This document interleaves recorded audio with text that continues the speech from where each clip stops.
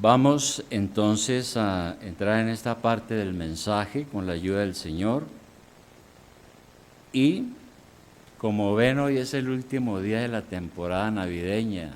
El último domingo antes de Nochebuena es cuarto domingo de Adviento, según algunas tradiciones que celebran eso, y por eso tenemos ella las luces completas como un símbolo. Bueno, vamos a mirar Mateo capítulo 1, 21 para referencia como texto de este mensaje. Mateo capítulo 1, 21, tengo varios versículos. Ojalá ustedes estén con su Biblia listos allí a mirar, ¿no?, los versículos en cuestión. Bueno, Mateo 1, 21 dice así. Ya lo leímos, pero solamente voy a leer un versículo, ¿no? Es cuando el ángel le dice a José que no tenga miedo de recibir a su mujer, porque está embarazada y sin haber tenido relaciones con José. Y luego en el 21 dice, y dará a luz un hijo, y llamará su nombre Jesús, porque él salvará a su pueblo de sus pecados. Entonces, él salvará a su pueblo de sus pecados. Ahora, ¿qué significa eso? Porque a veces uno lee la Biblia corriendo y sí, él es el Salvador del mundo, sí, muy bien, sí, todos lo sabemos, sí, pero tenemos que profundizar qué significa eso. Él salvará a su pueblo de sus pecados. Tal vez muchos no entiendan del todo esa declaración, porque algunos reciben a Cristo como su Salvador, pero siguen luchando contra sus propios pecados y no ven ningún progreso espiritual. Y si una persona recibe a Cristo como su Salvador, lo hace buscando que lo salve de estar practicando esos pecados que lo perjudican. Pero si sigue igual, le pueden venir dudas. Porque alguien puede decir, bueno, por decir algún ejemplo, mi vicio son las mujeres, o mi vicio es la borrachera, o mi vicio es otra cosa. Y yo recibí a Cristo como mi Salvador, pero yo sigo igual. Entonces, ¿de cuáles pecados me salvó? Porque yo sigo igual. Sigo con mis propios problemas. No los puedo vencer. Ahí está el punto que quiero que toquemos hoy sobre ese asunto de qué significa Jesús nos salvará de nuestros pecados. Definamos primero qué es el pecado. ¿Qué es el pecado? La palabra pecado viene, como la Biblia en todo el Nuevo Testamento, de una palabra griega que significa errar el blanco, no alcanzar el objetivo.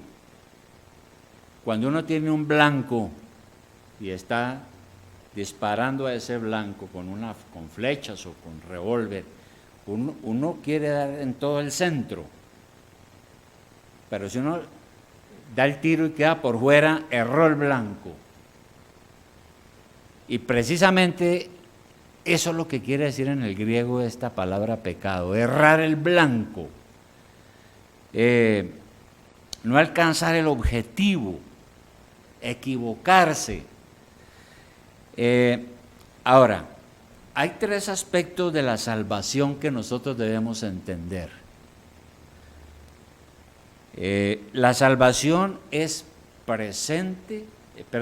pasada, presente y futura. Quiero que pensemos en eso. En un sentido ya somos salvos, totalmente salvos, pero todavía falta. Todavía falta. Por eso los teólogos dicen ya, pero todavía no. Pero ya, pero todavía no, porque falta. Bueno, entonces hablemos de lo primero. De que ya fuimos salvos, como tiempo pasado. Entonces, ya fuimos salvos, estamos siendo salvos y seremos salvos. Hablemos entonces de que ya fuimos salvos. ¿Qué significa eso? Debemos entender entonces que lo primero que hace Dios es salvarnos de la pena del pecado. Es lo primero que hace Dios cuando nosotros llegamos a la salvación. Nos salva de la pena del pecado, del castigo del pecado. ¿Qué es eso? Bueno, todos sabemos y lo hemos leído, pero no sobra repetirlo, que debido al pecado de nuestros primeros padres, usted y yo nacemos a este mundo con ese pecado. Se conoce también como el pecado original. Y vamos a mirar en primera instancia Romanos 5:12. Romanos 5:12.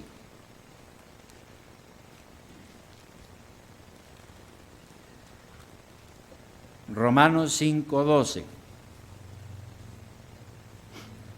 Ahí está claro, dice: por tanto, como el pecado entró en el mundo por un hombre, ese hombre se llamaba Adán, y por el pecado la muerte, porque una vez que Adán pecó y entró el pecado en el mundo, entró la muerte espiritual y todos los problemas. Así la muerte pasó a todos los hombres por cuanto todos pecaron. Es lo que dice aquí la Escritura. Entonces, todos nacemos con esa inclinación a desviarnos del propósito de Dios para nosotros. Erramos el blanco, no andamos acertadamente y por naturaleza estamos inclinados hacia lo malo. Desde que Adán, nuestro padre, trajo el pecado al mundo, entonces vinieron graves consecuencias. ¿Cuál es la primera? Que todos nosotros hemos violado la ley de Dios. Y si uno le dice a un inconverso, a alguien que no tiene a Cristo, es que usted ha violado la ley de Dios, dice, pero yo, ¿dónde? ¿Cuándo? ¿Cómo? No, yo soy buena persona. Pero no es cierto. Debido al pecado, todos hemos violado la ley de Dios. Ahora, Dios ha puesto en nuestras conciencias un sentido de lo bueno y de lo malo, porque fuimos creados a su imagen y semejanza. Lo que sucede es que el pecado daña la conciencia, hasta el punto en que a uno le parece que cuando peca no se le da nada. Dice la Biblia que cuando a uno se le daña la conciencia, uno llama a lo malo bueno y a lo bueno malo, y queda confundido. Pero además de eso, Dios nos ha dado su ley escrita. Por eso nadie puede en el juicio final, cuando Dios nos llame, cuando Dios lo llame a usted a cuentas, decir es que yo no sabía. No, Dios nos ha dado su ley para que conozcamos el pecado. Y es por esto que el apóstol Pablo enseña que antes que Dios nos diera su ley, ¿había pecado en el mundo? Claro que sí, había mucho pecado. Pero no había una ley que condenara ese pecado. Por eso fue que Dios entonces introdujo su ley y las cosas cambiaron. ¿Cómo cambiaron? Ahora, si usted comete adulterio, está violando el 7º mandamiento que dice, no cometerás adulterio. Y usted ya viola la ley. Si usted roba, está violando el 8º mandamiento de la ley de Dios y es culpable y está violando la ley. Y cada vez que pecamos desobedecemos la ley y somos culpables y caemos bajo condenación, porque la ley de Dios es muy seria. La ley de Dios no la podemos comprar ni podemos evadirla. Y por eso decimos que la ley no nos salva. Nadie puede salvarse por cumpliendo la ley, porque nadie ha sido capaz de cumplirla. Entonces, ¿para qué sirve la ley? La ley sirve para enseñarnos lo que es el pecado. La ley nos guía. La ley de Dios nos indica el camino, pero también nos condena si hacemos lo malo. Y la verdad es que ninguno, como dije, hemos podido obedecer la ley perfectamente. Vamos a mirar Primera de Juan 3:4. Primera de Juan 3:4.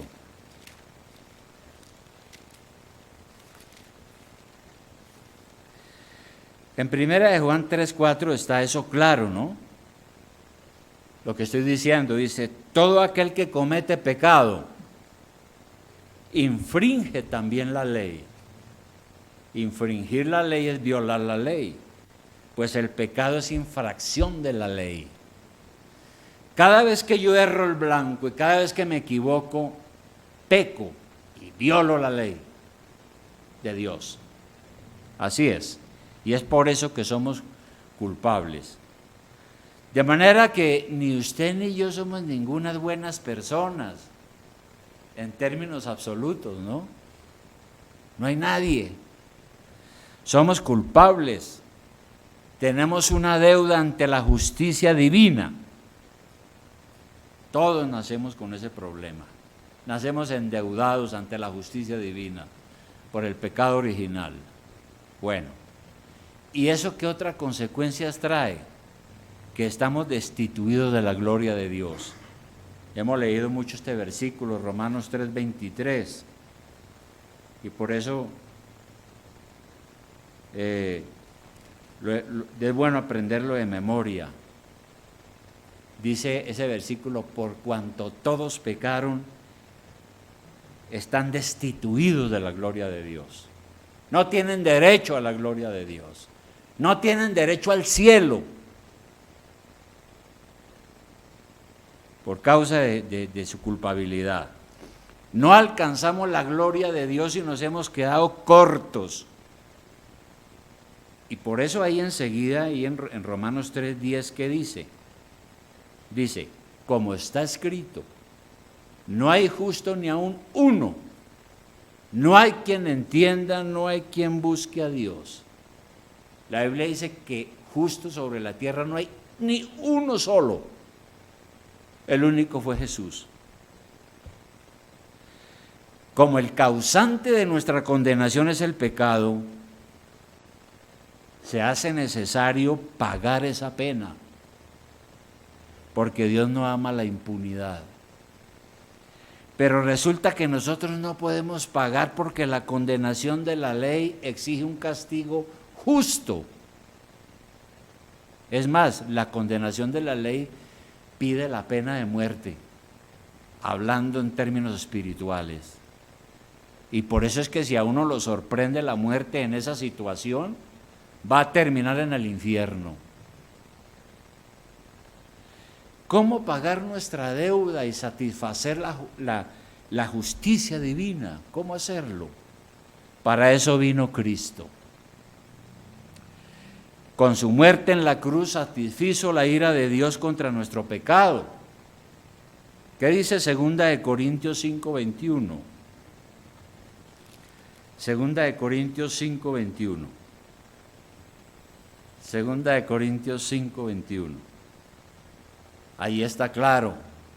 Dice, hablando de Cristo, dice, al que no conoció pecado, por nosotros lo hizo pecado, para que nosotros fuésemos hechos justicia de Dios en Él, en Cristo.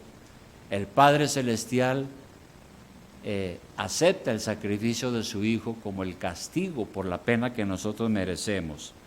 Cristo sufrió el castigo que usted merecía y así se hizo justicia por nuestras maldades. De manera que Cristo ha llevado mi culpa en la cruz. Ahora soy libre de pena y condenación. Todo el que recibe a Cristo como su Salvador es libre de pena y de condenación. Totalmente. No va al infierno. Ha sido perdonado porque en la cruz Jesús llevó sus pecados y pagó la pena que usted y yo merecíamos. Eso ya es un hecho, ya pasó desde el día que creímos en Cristo. Por eso hablamos de que fuimos salvos del pecado, desde ese momento en que creímos en el Señor y entregamos nuestra vida, entendimos las cosas y nos arrepentimos de nuestros pecados. Luego viene el segundo aspecto. Eso ya pasó. Bueno, ¿y ahora qué? Pues la Biblia dice que ahora, en este momento, estamos siendo salvos del pecado, tiempo presente. Estamos siendo salvos del poder del pecado. Ya fuimos salvos de la pena, del castigo, pero ahora estamos siendo salvos es del poder del pecado, del dominio del pecado. Entonces la Biblia nos revela que antes, cuando no estábamos en Cristo, estábamos bajo la esclavitud. ¿Bajo la esclavitud de qué? Bajo la esclavitud del pecado, dice la Escritura. Era el pecado el que nos tenía agarrados. Pero cuando escuchamos el Evangelio y creímos, fuimos liberados de esa esclavitud del pecado. Romanos 6, versículo 17, Romanos 6, 17. Ahí el apóstol sigue explicando, Romanos 6, 17. Dice, pero vale la pena leer desde el 16. Hay una pregunta allí. Dice, ¿no sabéis que si os sometéis a alguien como esclavos para obedecerle, sois esclavos de aquel a quien obedecéis, sea del pecado para muerte o sea de la obediencia para justicia? Cada vez que usted se somete a un pecado, cada vez que un pecado lo esclaviza, usted está en una triste condición, ¿no? Y luego el 17, pero gracias a Dios, que aunque erais esclavos del pecado, a los que son cristianos, ¿no? Les está hablando. Habéis obedecido de corazón a aquella forma de doctrina a la cual fuisteis entregados y libertados del pecado vinisteis a ser siervos de la justicia.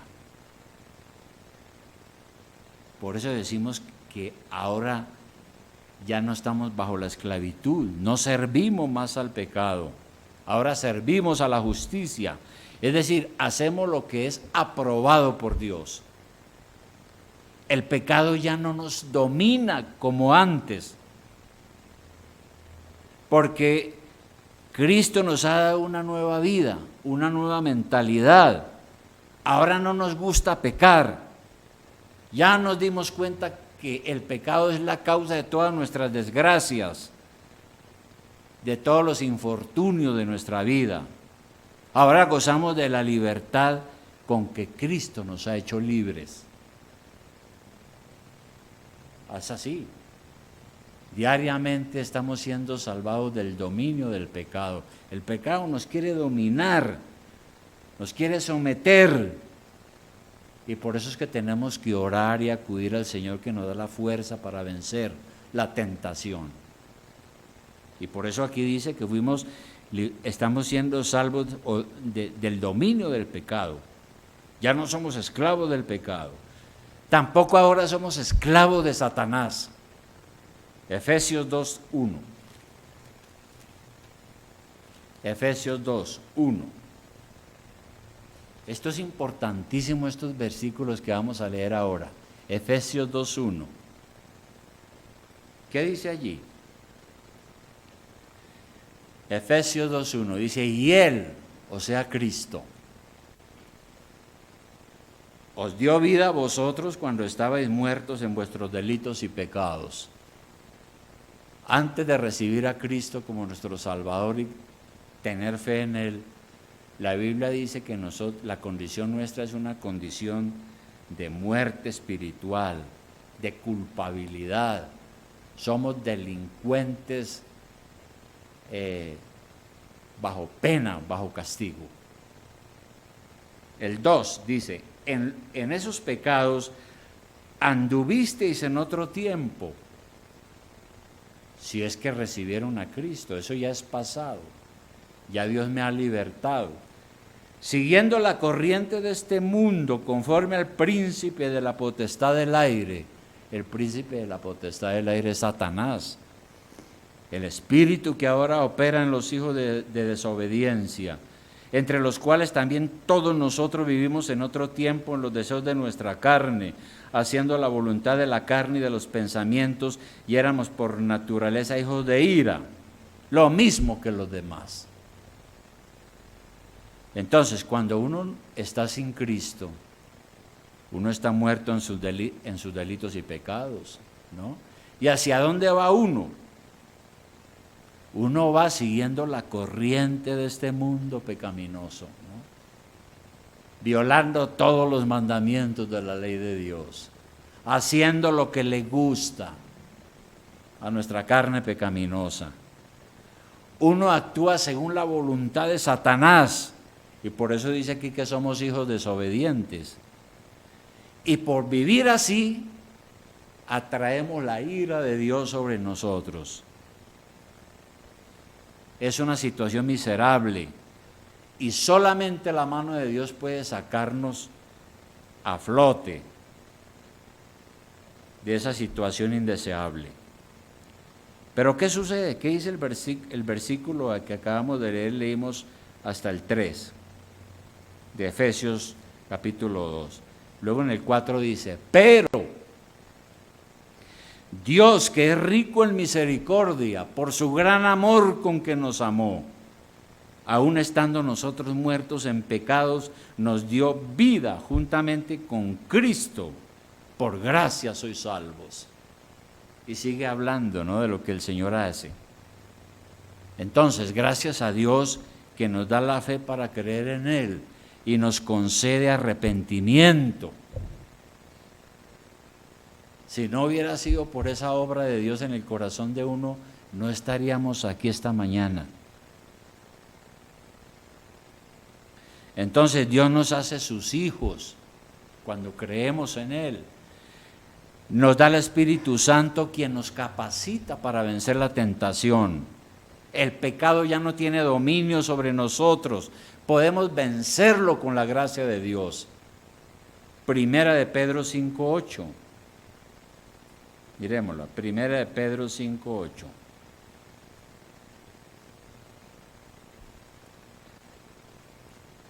Allí dice que nosotros tenemos que andar alerta. Primera de Pedro 5:8. Miremos esas cartas de Pedro. Primera de Pedro, 5:8. ¿Qué dice? Dice, sed sobrios. ¿Qué será eso de ser sobrios? Tengan juicio, estén en su cabal juicio, estén atentos y velad, o sea, estén despiertos, porque vuestro adversario, el diablo, como león rugiente, anda alrededor buscando a quien devorar, al cual resistid firmes en la fe. Ahí dice, firmes en la fe. Entonces nosotros podemos resistir al demonio hasta que el demonio se va, con la gracia que Dios nos ha dado. Y aquí entonces tenemos que tener muy en cuenta nuestra responsabilidad. Dios nos da los recursos para vencer, pero a nosotros nos toca vencer, a nosotros. Dios no se puede arrepentir por usted. Dios no va a dejar el trago por usted. Dios no va a dejar las mujeres fuera del matrimonio por usted. Dios no va a dejar de mentir por usted. Es a usted al que le toca hacer eso. Pero Dios le ayuda. Por eso nuevamente en Primera de Pedro 4.1, ¿qué dice? Primera de Pedro 4.1. Primera de Pedro 4.1.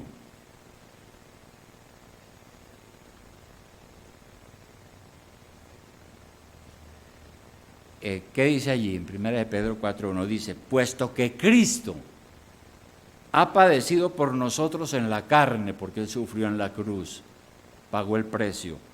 Vosotros también armados del mismo pensamiento, pues quien ha padecido en la carne terminó con el pecado, para no vivir el tiempo que resta en la carne. Aquí el apóstol le está diciendo a los cristianos, a usted y a mí, mire todo lo que el Señor ha hecho por usted. Por lo tanto, usted no puede seguir viviendo como quiera, como se le dé la gana. Ya es suficiente. No puede seguir viviendo conforme a las concupiscencias de los hombres, sino conforme a la voluntad de Dios. Y luego ahí habla de una cantidad de pecados que son los que practica nuestra sociedad hoy. Así que entonces Dios nos salva del dominio del pecado también. Y es una bendición que la podemos disfrutar ahora mismo. Entonces, si el pecado me está dominando y me está esclavizando, ¿de quién es la culpa? Si usted es un verdadero cristiano y se está dejando llevar por la tentación del pecado, la culpa es suya. No que Dios no ha hecho nada. Mire todo lo que Dios ha hecho. Pero usted es un irresponsable. No está obedeciendo a Dios y haciendo lo que Él manda. Y por eso está perdiendo la batalla. Y por eso, entonces, la salvación como efecto del poder de Dios en nuestra vida es tan débil a veces. Bueno, y ahora entonces viene la otra parte. Hemos explicado, fuimos salvos de la pena del castigo por la muerte de Cristo en la cruz. Estamos siendo salvos ahora del dominio del pecado, pero tenemos que poner de nuestra parte. Y definitivamente seremos salvos del pecado en el futuro. Seremos salvos de la presencia del pecado. Entonces, fuimos salvos del castigo, del pecado. Estamos siendo salvos del dominio del pecado ahora. Y seremos salvos de la presencia del pecado. O sea que cuando no habrá pecado en nuestra vida, ¿cuándo será eso? ¿Cuándo será el día que ya no tengamos que luchar contra ese poder que busca llevarnos a la esclavitud, que busca destruirnos y hacernos miserables? ¿Cuándo ya no habrá más pecado? Bueno, no será en este mundo, será en el nuevo mundo que viene. Primera de Juan 3.2. Primera de Juan 3.2. ¿Qué dice Primera de Juan 3.2? Dice, el apóstol dice a los cristianos, dice, amados, a usted y a mí, está diciendo aquí el apóstol, amados, ahora somos hijos de Dios, porque recibimos a Jesús como nuestro Salvador personal. Y aún no se ha manifestado lo que hemos de ser. Ya somos hijos, pero falta. Todavía no se ha manifestado lo que hemos de ser, pero sabemos que cuando Él se manifieste seremos semejantes a Él, porque le veremos tal como Él es. Le veremos tal como Él es.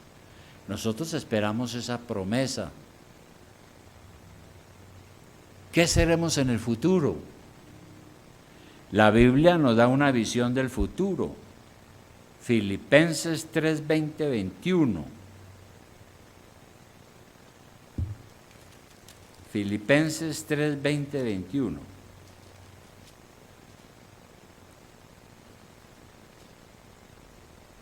Filipenses 3:20-21. Es muy interesante. Hay muchos versículos, por supuesto, Este es solo uno, dice allí. Mas nuestra ciudadanía está en los cielos. Mi ciudadanía no está aquí, yo no soy de aquí. Mi plena identidad está en los cielos. Estoy de paso por este mundo. Mas nuestra ciudadanía está en los cielos, de donde esperamos al Salvador, el Señor Jesucristo, el cual transformará el cuerpo de la humillación nuestra. O sea, este cuerpo que tenemos hoy, corrupto, un cuerpo maldito por el pecado de nuestros primeros padres, un cuerpo que se enferma, que muere, que tiene dolor. Ese cuerpo será transformado, y dice aquí, para que sea semejante al cuerpo de la gloria de Jesús, de la gloria suya, por el poder con el cual puede también sujetar a sí mismo todas las cosas. Y esto es un asunto de fe. Cuando estaba yo pensando en todo esto, decía, no, pero es que tremendo eso, ¿cómo será eso, no? Pero aquí está la palabra diciendo que estos cuerpos serán diferentes, libres de la presencia del pecado. No que seremos iguales a Cristo, pero sí a semejanza de Él. Entonces eso implica que alcanzaremos la perfecta santidad. Ahora, ya somos santos, pero todavía luchamos contra el pecado todos los días. Pero cuando estemos en la presencia de Dios, el pecado ya no existirá más. No habrá, no será más. Y de pronto, allá en Apocalipsis 21:4, hay una cosa que vale la pena mirar dentro de las muchas que existen allí. En Apocalipsis 21:4 dice que en ese mundo nuevo, porque este mundo no durará para siempre como lo vemos. Así los grandes catedráticos y los grandes profesores de las universidades y los grandes astrónomos y los grandes científicos digan lo contrario, este mundo no durará para siempre. Y allí dice que al final de los tiempos, entonces, ¿qué pasará? Enjugará Dios toda lágrima de los ojos de ellos, y ya no habrá muerte, ni habrá más llanto, ni clamor, ni dolor, porque las primeras cosas pasaron. Eso es. Entonces, las miserias que ahora causan tanto daño y angustia, se habrán ido. No habrá duelo, ni dolor, ni muerte. No quedará ningún resto de maldición. ¡Qué bendición!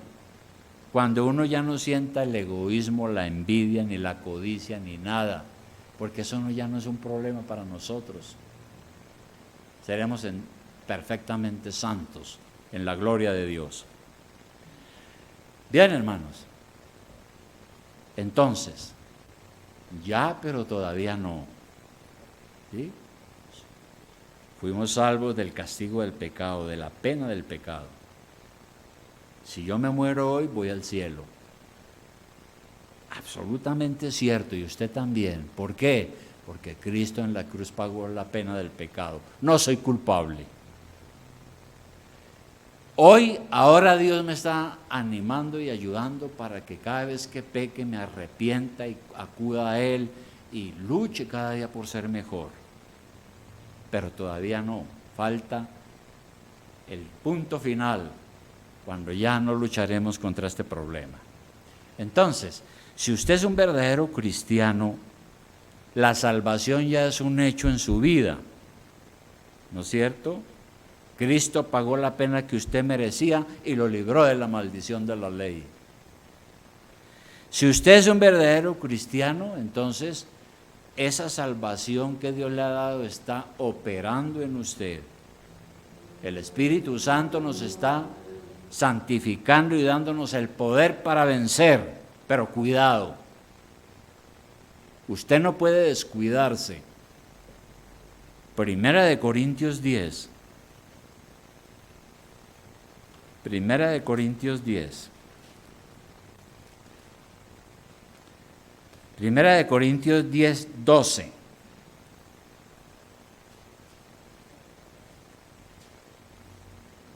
Ya termino con esto. Primera de Corintios 10, 12 dice Pablo aquí, después de dar unas advertencias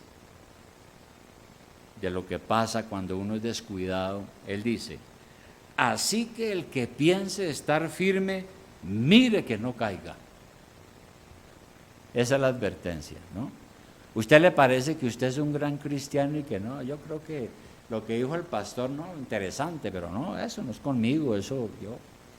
Hermano, el que piense estar firme, mire que no caiga. Por otra parte, si el pecado lo domina, es porque usted se deja llevar por la tentación y no acude al Señor por su fortaleza. Así es.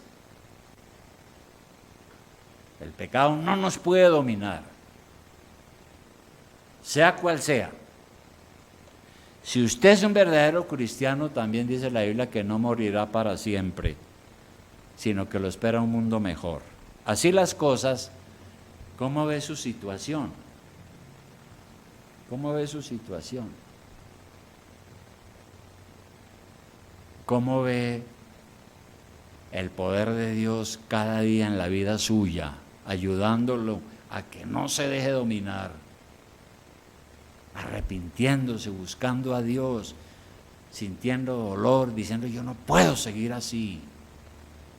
¿Cómo ve su situación? ¿Usted está siendo cada día librado del dominio del pecado? Debe ser así, porque de lo contrario, entonces usted se está dejando esclavizar por aquellas cosas que no son de Dios. Probablemente puede ser también que su entrega a Cristo no es total. Ese es otro problema, ¿no? En el pasado buscamos a Cristo y dijimos, no, ya soy salvo. Y el pastor dijo, ya eres salvo, y se hizo bautizar y todo eso. Pero siguió con sus mañas y sus cosas y sus hábitos perniciosos. Entonces por eso decimos, tal vez su entrega a Cristo no ha sido total. Todavía hay alguna área en su vida que usted no ha superado y debe de orar y clamar a Dios y pedirle perdón y llorar su pecado y arrepentirse. Tenemos un Salvador que es suficiente, porque la promesa es: llamará su nombre Jesús y Él salvará a su pueblo de sus pecados. O sea que uno llega a Cristo no para seguir lo mismo, uno llega a Cristo para ser una persona nueva, ¿no? Y el Señor dijo, el que cree será salvo. El que cree será salvo de la pena, del dominio y de la presencia del pecado. Y por eso pregunto, ¿cuál es su situación? Vamos a orar, hermano.